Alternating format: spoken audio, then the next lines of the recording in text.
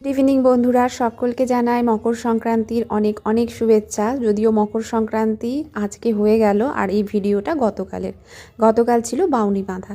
তো প্রত্যেক জায়গাতেই প্রত্যেক জেলাতেই হয়, আমাদের এখানেও হয়। তো আগে সেটা আরও বেশি হতো, এখন অনেক কমে গেছে, আসলে সদস্য কম, আর কি করা যাবে।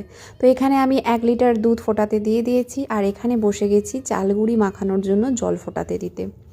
আর জানো তো, দুপুরবেলাতে পুরগুলো আমাদের যে রান্নার হেল্পিং হ্যান্ড আছে, মানে রান্নার দিদি, সে বানিয়ে গেছিলো। মা তাকে সব বলে দিয়েছিল এটা আলু আর মটরশুঁটি দিয়ে ভাজা মশলা দিয়ে একটা পুর হয়, ভাজা ভাজা আর কি, এটা কোনো তরকারি নয়, এটা একটা পুর। আর পোস্তর একটা পুর হলো, তো পোস্তর পুরটা ভাঙা ভাঙা হয়, ও বড়া টাইপে করে দিয়েছে।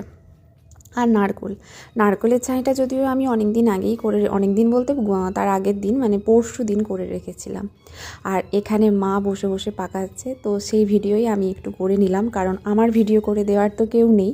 তো তোমরা আমার আগে চিংড়ি মাছের ভিডিওটাতে অনেক ভালোবাসা দিচ্ছ, তো তাই জন্য ভাবলাম তোমাদের জন্য প্রতিদিন চেষ্টা করব একটা করে ছোট্ট করে মিনি ব্লগ দেওয়ার। আশা করব তোমরা আমার পাশে থাকবে, সাথে থাকবে। তো যাই হোক বন্ধুরা, আমাদের পুরো পিঠে পুলির পর্ব এখনও কন্টিনিউ চলছে।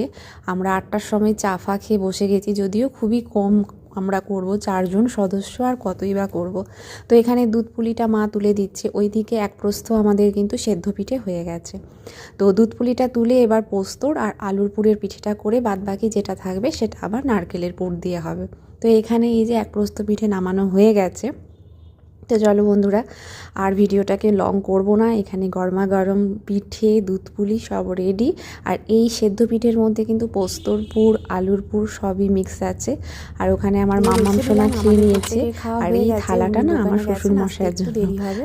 তো চলো বন্ধুরা, আজকের মতো মিনি ব্লগটা আমি এখানেই শেষ করলাম। ভালো লাগলে অবশ্যই লাইক, শেয়ার এবং সাবস্ক্রাইব করতে ভুলো না। আর তোমরা কে কী পিঠে বানালে আমাকে জানিও।